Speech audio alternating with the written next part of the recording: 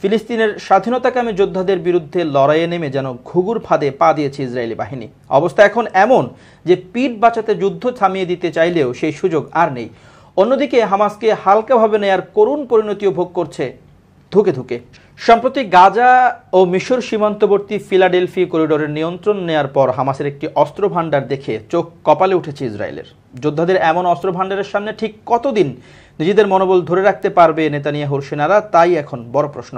Israeli সংবাদ মাধ্যম Jerusalem পোস্টের এক প্রতিবেদনে বলা হয়েছে, ইসরায়েলি সেনাবাহিনীর কর্মকর্তারা মনে করেছেন হামাসের হাতে যে অস্ত্র ভান্ডার রয়েছে তা দিয়ে আরও বহুদিন যুদ্ধ করতে পারবে সংগঠনটি।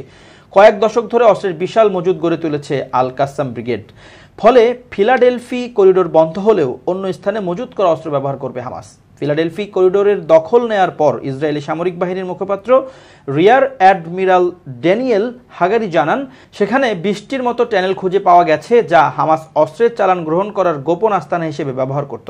এসব ট্যানেল ব্যবহার করে মিশর থেকে অস্ত্র চোরাচালান করে থাকত স্বাধীনতাকামী যোদ্ধারা, যদিও এমন দাবি অস্বীকার করেছে মিশর।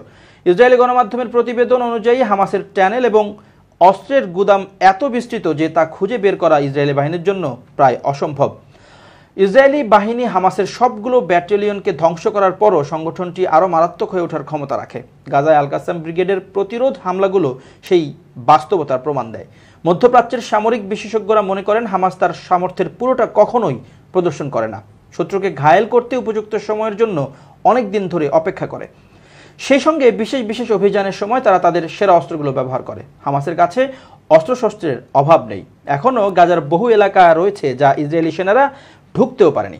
সেসব স্থানে আরও অস্ত্রের বড় ভান্ডার রয়েছে। পশ্চিমা বিশেষজ্ঞরা জানিয়েছেন, দীর্ঘ সময় ধরে অস্ত্র তৈরিতেও প্রশিক্ষণ নিয়েছে হামাস। বেশ কিছু রকম অস্ত্র এখন হামাস নিজেরাই বানাতে পারে, ফলে সংগঠনটির অস্ত্রের অভাব হয় না। সেই সঙ্গে হামাসের কাছে কী পরিমাণ রকেট ও মর্টার রয়েছে সেটির চিত্র স্পষ্ট নয়।